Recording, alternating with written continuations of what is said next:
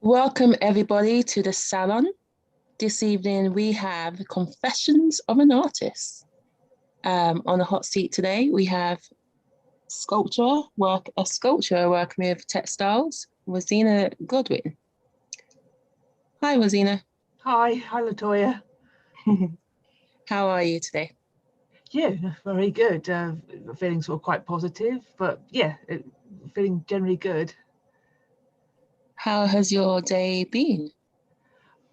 Oh, well, I suppose today was a little bit different because normally I would be making artworks or preparing sort of materials for workshops or anything, but today I sort of went to get my COVID vaccine, so I feel sort of quite positive that I've sort of had that done, because I was just thinking what a wonderful sort of advance in science it is that it's actually available. We could consider this time last year, so I feel quite positive that I've had that done. And actually sort of the first day I've actually been out since lockdown started, the first proper outing. So yeah, it was sort of really exciting to actually go out and just do normal things. So yes, today's been a really good day. A bit out of the usual, but yeah, really good. Unfortunately, my internet is absolutely rubbish, and I caught bits of that. But so you're feeling good? Well, yeah. I can get from that. You're feeling good. Was today a normal day for you?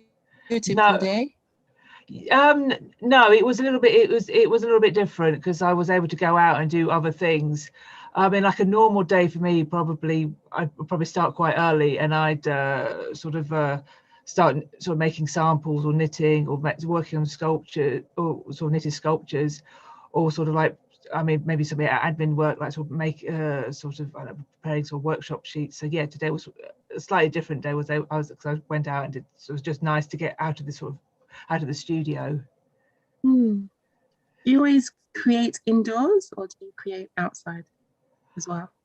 I think most of my stuff tends to be indoors because I do a lot of knitting. Most of my stuff is knitted or sort of working with textiles, but it's quite interesting. Textiles is also quite portable because sometimes, I mean, the other thing is like you could just sit and do knitting in front of the TV, so you can sort of like be killing two birds with one stone. You know, you can sort of like be sort of like educating yourself, educate your mind by watching documentaries while you're doing your knitting. And also it's quite portable because often if I'm going on a long journey, I take my knitting with me, so I can actually be making sculptures actually on the train, or you know, or where I'm traveling. So it's actually quite, or if I've got like I'm at a loose end, so it's something I can keep on working at because it's sort of, I can just roll it up because it's quite portable. Unlike, you know, then I can, unlike other sort of art forms, and then I can just sort of stuff it to make it larger, you know, sort of. But the actual basic knitting is quite sort of easy to do and portable. What are you working on at the moment? I'm trying to sort of like, because I've set up these knitting workshops. So I'm sort of like making lots of samples because I enjoy sort of doing the teaching side as well. So it's a really good excuse for me to play around with different textures or different textural techniques or things, or just weird and wacky things which probably doesn't necessarily fit in with my art practice. So it's like a way of sort of not being myself. I can play around with just I can sort of dyeing and things that don't quite fit in with my normal practice. And then at the other times I'm sort of like trying to work on making sculptures and resolving sculptures of my knitted sculptures. So yeah, it takes a while. Sometimes the resolving stage takes a while. Like it can take me a while. Obviously the hand knitting is quite time consuming.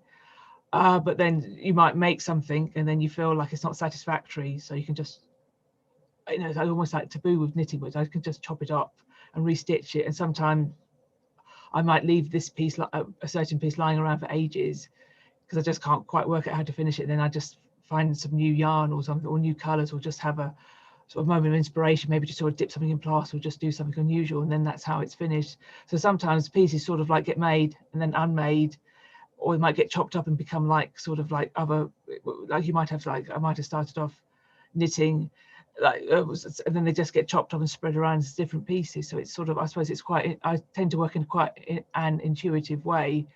Like I'm not very good at doing sketchbook work because I don't really enjoy drawing that much. So I'm pretty hopeless when it comes to sort of like planning. So it's just sort of like made in my hands. And then when I suppose I feel like when a piece is finished, when I don't have an urge to sort of do anything more to it, and I feel, it's finished, I'm happy with it, I'm satisfied with how it looks. So it's almost like an urge where I don't have like a pair of scissors anymore, and I don't want to chop something off, I don't feel dissatisfied with something. So I suppose that's when I might consider a sculpture to be finished. Can you tell us more about the urges? Do you know where these urges come from? Oh, that's a good one. I suppose I've always got this sort of urge to try new things out, or just try something unconventional, just to see what it looks like. Because I suppose with any artwork, it's so easy to keep on sort of repeating yourself. Think, oh yes, that worked. That's easy. I'll keep on doing that, and then without sort of like challenging yourself to do something, to try something different. So maybe it's, I suppose once I sort of like feel that I've sort of done, I suppose it's like the urge to try something new, or to sort of like just keep on pushing yourself further, or just to sort of like think out of your sort of usual comfort zone. Just sort of like thinking. I suppose it's sort of like when I suppose I won't only make artwork while it still feels interesting to me. Like because my work doesn't particularly sell that well, or it's sort of like more sort of like less commercial. I sort of like it's like once I sort of make work, and once I start to feel bored of it, or I just started to feel that it's repeating itself, that's when I might take a rest and just try and working on new material, just try something slightly different, or just different colors or different techniques, or just something different, so then I don't keep on repeating myself.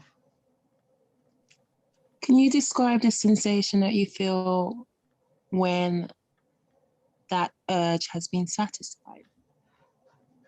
I suppose the word is sort of satisfaction. I suppose it's when you sort of look at something and when I make a piece of artwork, I'm always sort of aiming to do something a little bit challenging, or a little bit subversive. Because knitting is often seen as sort of a nice old sort of like it's like often seen like mainly associated with garments, and until quite recently it was seen as being quite old-fashioned. A lot of people now still see it as being sort of like quite old-fashioned, quite an old-fashioned craft.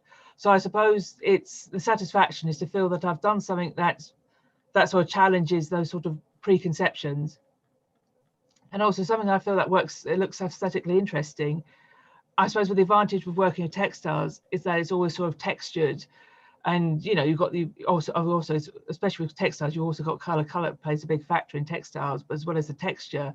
So I suppose it's something that sort of looks visually appealing or visually interesting, or a little bit subversive, or something that sort of I don't know, maybe I like to sort of mix sort of like comfortable things, like you think textiles are comfortable, and I like to mix things that are slightly uncomfortable. Like I've been making sort of a body of work sort of inspired by children's toys.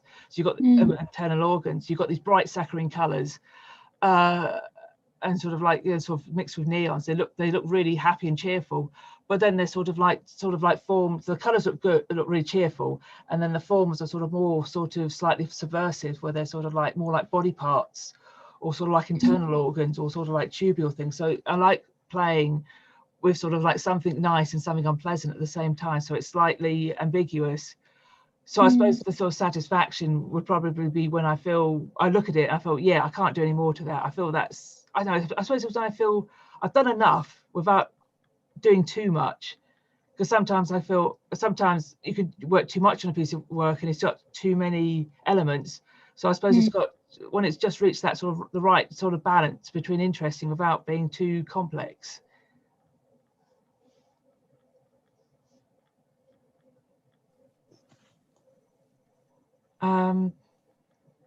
Sorry, my internet just played up again. Do you always reach that point when you're creating something? No, I don't think so. No, I think I suppose there's always going to be some works you feel really happy with, or sometimes I think some of the time I feel that if I work doesn't look right or is not to my satisfaction, I just put it to one side and think, okay, I can't do any more of that. I'm not in the right frame of mind, or I'm just not in the right place to fix that. And then I'll come back to and work on it. Because there's a body of work which I started off years ago, I finished university about 10 years ago. And I sort of got so far and then I just couldn't finish them. I mean, I just couldn't do any, I just didn't have any ideas. But there's only like a few years later when I was probably in the right mindset. Because I think sometimes you just have to be in the right mindset to create. Because I felt quite frustrated after doing my degree, you know, really hard finding work, or just feel I was going nowhere. And at that time, I just couldn't make anything. I was doing a lot more voluntary work, working for sort of like international sort of charities, and which was really good. And so I wasn't making anything at all. So I suppose I felt, I don't know, I just felt I made I wasn't happy what I've made. So I just put it to one side. And then it was only a few years later when I'd come back from, I'd done a sort of a 3-month period in Spain, and I felt really positive that I was able to pick up the work and sort of like almost intuitively sort of like, I don't know, okay, I'll put this here, put that there. And I just sort of, I was able then to sort of finish the work that I struggled with. So maybe it's just about being in the right place, or just accepting that sometimes if it's hard, if it's not coming together, and maybe it's just better to walk away, try something else, do something else. And maybe it's just sort of like, instead of just forcing yourself to be an artist, or just forcing yourself to work all the time and it's just not working, or just maybe allowing yourself to have that break. So yeah. Do you always return to those that you abandon? I've got to admit, I'm actually quite mean. I almost feel like if I've worked on something, I don't like to throw something away unless I've tried some experimental technique and it's just, I know it's just impossible to work with, and it was just all sort of, unless I've wrecked it. But yeah, I do try to return to a piece of work if it's not satisfactory. Because I mean, yeah, sometimes just chopping something up and or adding, or maybe sometimes I've got a load of pieces of work that I've made. I've enjoyed making them, but they haven't quite turned into an artwork at that point. And sometimes they just it's almost like they're sort of like they've just sort of like waiting to be joined together, and that makes it a much more interesting piece. You know, they're just pieces I made separately. When they're joined together, it sort of like finishes the piece.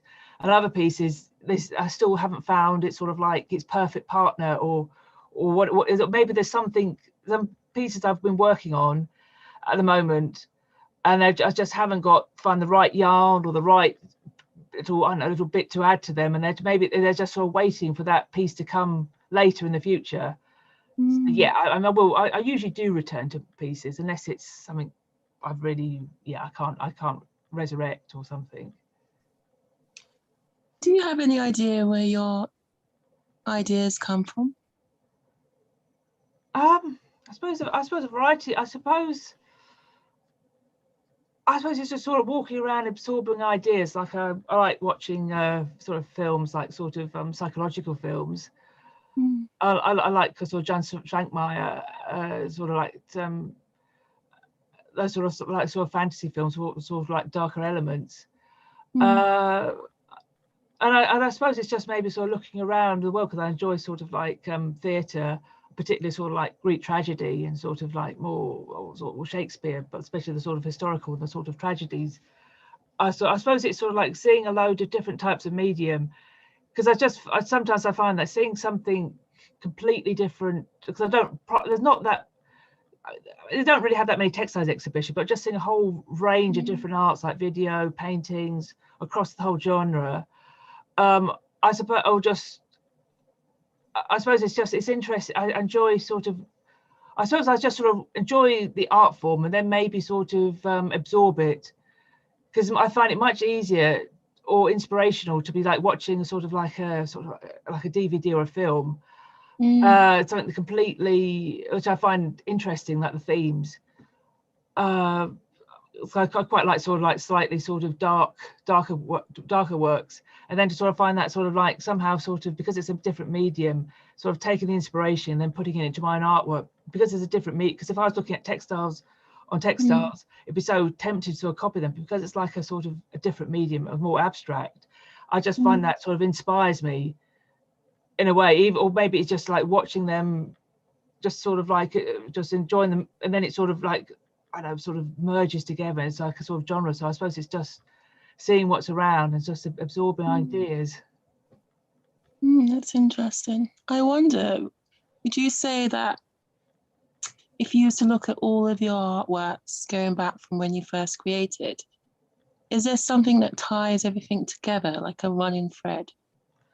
Obviously, you being the common denominator, but in terms of themes, and I you suppose it mentioned is. before about tragedy and Yeah, I think that probably would be right. I think it probably is sort of like slightly darker elements, because I never just made sort of happy, joyful work for the sake of being happy, you know, happy. So I mean, yeah, I think a lot of my work, there's sort of like been sort of like sort of a naive. I've sort of like been interested in sort of combining sort of like opposites together, like sort of like innocence and darkness, and sort of like just those sort of that sort of play. So there's like something that looks nice when you first look at it, or sort of naive and colourful, but then it sort of actually has these sort of darker elements. And I think that's pretty much a sort of theme probably of all my work. Like I made these toys, and they were sort of like, I just added these teeth and sort of extra body parts. So I suppose I'm sort of interested in what sort of disturbs people, what just almost like the unconscious, what I know what because sometimes you might see something and you just can't put your finger on it, but it's sort of like, I don't know, so sort of like something you're not expecting. So I suppose I'm just sort of interested in these sort of elements that sort of take people by surprise, and what it is that because often there's like this sort of theory that we often laugh at what we fear. So it's sort of like, it's quite interesting to see people's reaction, how they sort of respond to my artwork. Can you tell me more about people's reactions to your artwork? What's the most strangest thing someone said? I think sometimes people sort of stand in front and they sort of like laugh, but I think it's not because I think it's because they're a little bit shocked or they're a bit surprised. I mean, yeah, I mean, there's different levels. Some of my artwork is slightly more, I don't know, more body-like than others, and others are probably sort of like, I suppose I do different things, but yeah, there were some that just sort of people just sort of like laugh a little bit. They're a bit taken aback, but yeah, I suppose it. But yeah, so it's quite interesting to see how people respond, because sometimes people just just walk away and look very cross. You think, well, that's also quite interesting. You've had that sort of effect on somebody. Yeah. Earlier, you spoke about your personal practice. Yeah. How does that differ to the workshops?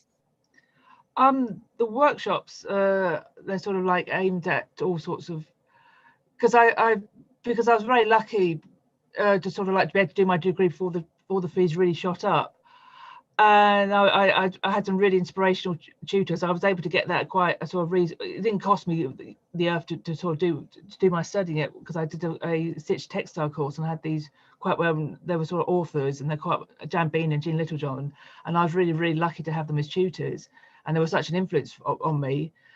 And I just felt in a way as a pity that because I noticed that adult education is just shrinking and shrinking.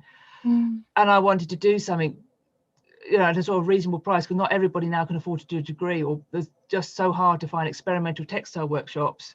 You have to do a degree, or or you have to be, you know, or it's just hard to find them. And I wanted to do something which I would have liked to have had, if you know, which I was able to enjoy, and for other people to enjoy.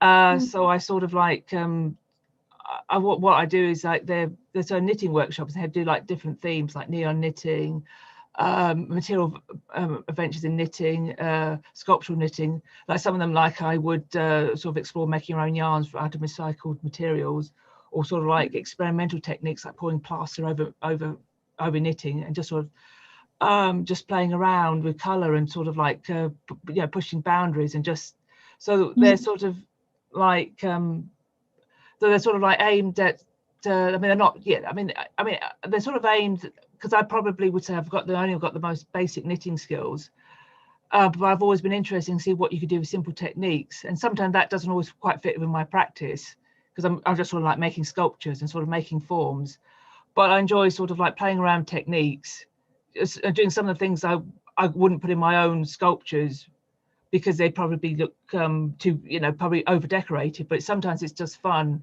to see what you can do with just some simple knitting techniques. So that's sort of like the principle of the workshops. So yeah, so they sort of like explore different things. So they go, I aim to sort of like, when I was able to do them face to face, I always just thought that anybody, and I've tried to teach people to knit, but I suppose more recently with the online workshops, most people just tend to come with like just the basic skills like knitting, casting on and off, just really, really basic ones.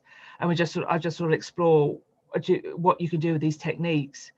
And sometimes I get people to try different materials or just try something different or just sort of experiment. The sort of basic principle of the workshop, there's like, apart from health and safety issues, there's like nothing's wrong. If you make a mistake, that's great. You can try, like you say, like you're doing your knitting and you drop a load of stitches. Well, that's great because you've got these great organic holes now, or you could darn them. Because I like the look of darning with the repair, because it creates that sort of interesting organic look. So yeah, there's no such thing as it being wrong.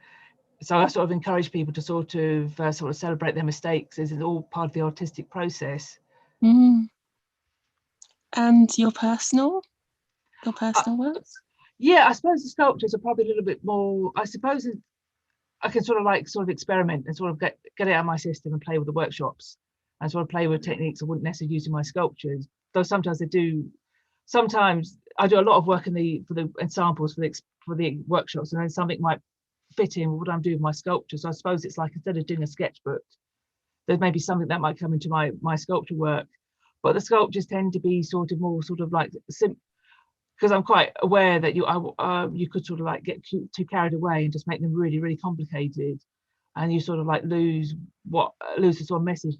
Yeah, I do enjoy decoration, and I realise I've got to try and restrain myself, because I could quite easily get carried away with the technique, and it sort of blocks what I was trying to say. The sculptures tend to be more simple in design.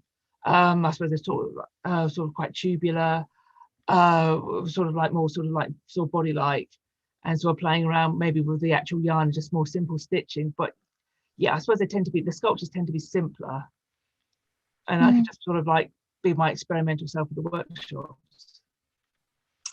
And I guess more on a personal level, how do you feel working on your own compared to working amongst others in the workshops? I think textiles it actually works quite well, because I suppose when I was at the university, I suppose you must sort of miss people to chat to and people to sort of like give you feedback or sort of like bounce ideas off. But yeah, I suppose textiles sort of lends itself quite well to working with yourself, because a lot of the time you're just sort of like totally engrossed in what you're doing, and it just takes a long time to work. So I suppose it works quite well by yourself. Though obviously sometimes it's interesting to sort of like do other workshops to just build your skill level. Like I've been interested in exploring, like I've been going to the sculpture workshop, and I've sort of like been trying like learning about plaster, jesmonite, and I hope to maybe sort of later on sort of like in ceramics. I'm very interested in ceramics, and I quite like to incorporate them into my sort of textile work. But of course it's like, yeah, because I sort of work at home, I haven't got because I work at home, I haven't really got a studio, I haven't got the equipment. So I try to sort of adapt things so they can be quite low tech. So I'm quite interested in sort of like maybe later on sort of like incorporating ceramics as well, because I do enjoy ceramics. That's quite a sort of that sort of like quite lends itself quite well to textiles, because there's like a technique you can sort of get the say I had some knitting and I could just dip it into some slip and fire it, and then you're just left with this sort of like the ceramic shell in a sort of knitted pattern, which could be really, really interesting. So that's something I'd like to do later on. I wonder, do you have a piece of work you'd like to show us? Yep. Tell us about. This is just a really simple piece, but it's sort of like, this is sort of like my interest in multiples, because I like it as a sort of repeating form. And it's sort of like chains are sort of like almost duplicitous in a way, because they could be, you've got this connotation with slavery, imprisonment, but at the same time, each link could be like sort of like bonds. So you've got this sort of duplicitous feel. So yeah, it's I mean, this is just like almost like a bit like a sort of just like a sort of sample piece, but it's something I would quite like to do more of, because I can see this sort of becoming like something bigger, and sort of something to be expanded into something else. You can see it's just sort of like, I've got to admit, what I did was, it started off with another piece of work, and then I wanted to make it longer, so I just got up some old yarns and put them together. But yeah, I suppose this is sort of like a sort of prototype piece, but it could actually be a sort of finished piece in its own right. But I could, yeah, so that's just sort of like a little experiment. How long would it take to create something like that? How long did it take you to create this particular piece? Yeah. I would say, I mean, maybe about half an hour to make each tube. So it's probably, this particular piece wouldn't be too long, so I suppose maybe half an hour for each link. And did you do it in one setting, or is that one of the projects that you came back to? Oh, this is what I came back to. Yeah, because I felt I could do more of it and add some more, make it longer, make it more of a sort of piece in its own right. Is it finished, or are you still adding? Oh, I think I'll probably leave this one as it is, but I could see myself making another piece. Like, I could see myself making another piece and maybe doing something more experimental, because it'd be quite interesting if I painted one of the links with wax, or sort of maybe I could do something with color and stripes, or maybe sort of do some paper mache on it. So yeah, I can see this as being maybe a starting. I think I'm gonna leave this one alone. I'm not doing any more to it because I'm sort of satisfied with it, but I think it could be a starting point for other works. And what's your studio like? What's your space like? I sort of like have a sort of an outdoor place where I can work, which is probably more of a summer studio where I can do my really messy work. So I can do my sort of make experimental with plaster and sort of like and so my dyeing in there. But I suppose I tend to work more in front of a sort of a chair in front of the TV, because it's just it just I just find it helps my creativity if I'm sort of, I suppose there's this theory that that you need to have like if you've got your hand, if you're working with your hand, you need to have something to keep your head occupied. So I actually often like to either listen to cassette tapes, so like Radio 4 stories, or I like to be watching something on the TV, so I can sort of like, I don't know, so I can keep both sides of my brain sort of happy. So I suppose I'm happy sort of just working, sitting in a chair, and I just sort of like get yarns as I need them. Do you select what you're going to watch or listen to according to what you're going to create? It just depends what it's sort of like. If I've got a backlog of things that have been recorded, I need to clear. I suppose it just happens to be what's on. Maybe. I mean, if I said maybe, but I probably wouldn't specifically. I suppose I might just, whatever my mood might take me. I suppose I might, if I might want to watch a particular film, because I just, there's some films I'm quite happy to watch over and over again. Just think. Yeah, I mean, I suppose, and there's some things I'd watch over again, and because I just enjoy watching them. I was just thinking some of my sort of what I would normally watch. I mean, I suppose I just sort of like old films like I like Metropolis, and just sort of, and yeah, there's just things I find inspirational.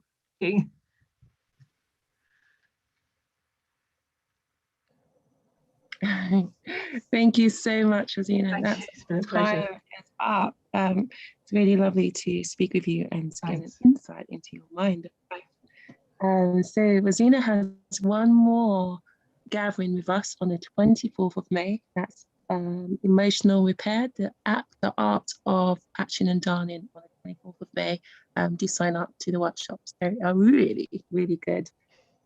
Thank you again, Rosina, for joining us on the hot seat. It's been really good. Thank you. See you all soon at the salon. Thanks for joining. Bye.